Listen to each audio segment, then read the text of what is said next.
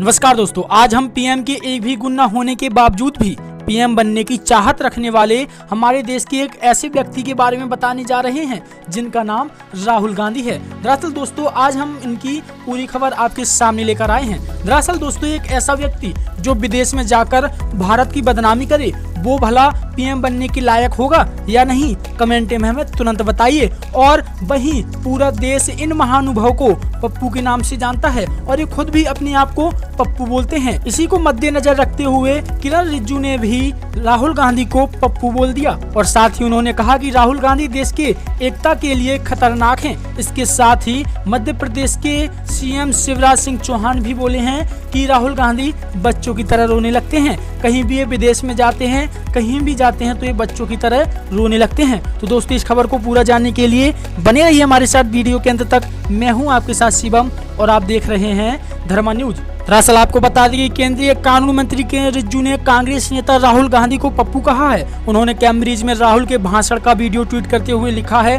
कि कांग्रेस के स्वघोषित राजकुमार ने सारी हदें लांघी हैं। यह आदमी भारत की एकता के लिए बेहद खतरनाक हो गया है। अब ये लोगों को भारत को बांटने के लिए उकसा रहा है। भारत के लोकप्रिय और चहेते प्रधानमंत्री का एकमात्र मंत्र है एक भारत और श्रेष्ठ भारत। वहीं रिजिजू ने एक दूसरे ट्वीट में लिखा है कि भारत के लोग जानते हैं कि राहुल गांधी पप्पू है, लेकिन विदेशियों को नहीं पता है कि वह हकीकत में पप्पू हैं। उनके फुलिस यानी कि मूर्खतापूर्ण स्टेटमेंट पर प्रतिक्रिया देने की कोई जरूरत नहीं है, लेकिन देश विरोधी ताकतें उनके देश विरोधी बयानों का इस्तेमाल भारत की इमेज बिगाड़ने के लिए कर रही हैं। और वहीं हम आपको बता दें कि मुख्यमंत्री शिवराज सिंह चौहान ने कहा कि राहुल गांधी विदेश जाकर रोते हैं, उनकी देश में कोई सुनता नहीं, ऐसी बचकानी बात करते हैं कि देश का सिर शर्म से झुक गया। एक बच्चे की तरह रो रहे हैं कि हमें यह नहीं करने दिया जा रहा है। मुझे कांग्रेस के नेतृत्व पर तरस आ रहा है।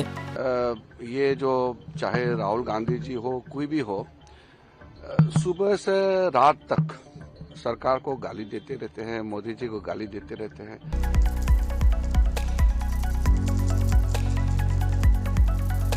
विदेश में जाके बात कर रहे हैं, देश में कोई सुनता नहीं है और ऐसी बचकानी बातें कि देश का सिर शर्म से झुक गया है।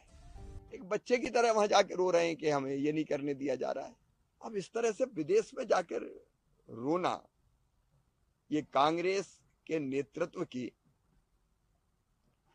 जो मानसिकता है, पराजित मानसिकता, हताश मानसिकता, निराश मानसिकता, उसी को दर्शाता है।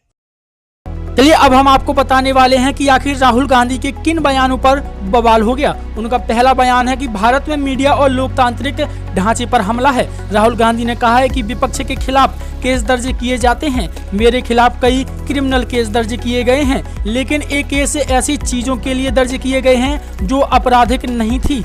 जब देश में मीडिया और लोकतांत्रिक ढांचे पर इस तरह का हमला हो रहा हो तो विपक्ष के तौर पर आपके लिए लोगों से बात करना मुश्किल हो जाता है। और वहीं उन्होंने अपने दूसरे बयान पर कहा है कि बड़े पैमाने पर राजनीतिक नेताओं के फोन में पेगासस है। मेरे फोन में भी पेगासस था। मुझे इंटेलिजेंस अफसरों ने बुलाकर कहा था कि आप फोन पर जो कुछ भी कहें बेहद सतर्क होकर कहें, क्योंकि हम इसे रिकॉर्ड कर रहे हैं। यह एक ऐसा दबाव है जो हम महसूस करते हैं। और वहीं अपने तीसरे बयान में राहुल गांधी ने कहा कि लोकतंत्र के लिए जरूरी ढांचा संसद की प्रेस, न्यायपालिका होते हैं। आज यह सब मजबूर होते जा रहे हैं, इसलिए हम भारतीय लोकतंत्र के मूल ढांचे पर हमले का सामना कर रहे हैं। भारतीय संविधान में भारत को राज्यों का संघ बताया गया है। उस संघ को बातचीत की जरूरत है।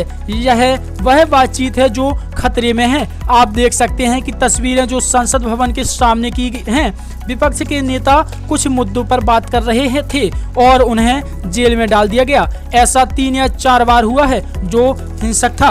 और वहीं राहुल गांधी ने अपने चौथे बयान पर कहा है कि भारत जोड़ो यात्रा के दौरान एक अनजान आदमी मेरे पास आया। उसने कहा कि वह मुझसे बात करना चाहता है। उसने पूछा कि क्या मैं सच में लोगों की समस्याएं सुनने के लिए आया हूं। उसने आसपास के कुछ लोगों की ओर इशारा करते हुए कहा कि वे सभी आतंकवादी हैं। मुझे लगा कि मैं मुश्किल में हूं क्योंकि आतंकवादी मुझे मार डालेंगे, लेकिन उन्होंने कुछ नहीं किया क्योंकि यह सुनने की शक्ति है। और राहुल गांधी के इन बयानों पर किरण रज्जू से पहले दूसरे भाजपा नेताओं ने भी जमकर हमला बोला था। अनुराग ठाकुर ने पेगासस मुद्दे पर कहा था कि यह कहीं और नहीं बल्कि राहुल गांधी के दिमाग में हुआ है। उनकी क्या मजबूरी थी जो अपना फोन जमा नहीं करवाया? ऐसा क्या था उसमें फोन में? एक के बाद एक हार किसे वे पचा नहीं पा रहे हैं। जिस तरह से वे विदेश की धरती पर कभी विदेशी दोस्तों के जरिए भारत को बदनाम कर रहे हैं, इससे ये सवाल सामने आता है कि कांग्रेस का एजेंडा क्या है। तो दोस्तों, कैसी लगी आपको यह खबर? जल्दी से जल्दी हमें कमेंट करके बताइए। और दोस्तों, इस वीडियो को लाइक करके सभी जगह फैला दीजिए। अगर आपने हमारे चैनल को सब्सक्राइब नहीं किया है तो जल्दी से जल्दी सब्सक्राइब कर दीजिए और घंटी बजा दीजिए, जिससे कि ऐसी खबरें आप तक सबसे पहले पहुंचे और आप सबसे पहले ऐसी खबरों से अवगत हो सकें। धन्यवाद दोस्तों। जय हिंद, जय भारत, जय हिंद की सेना।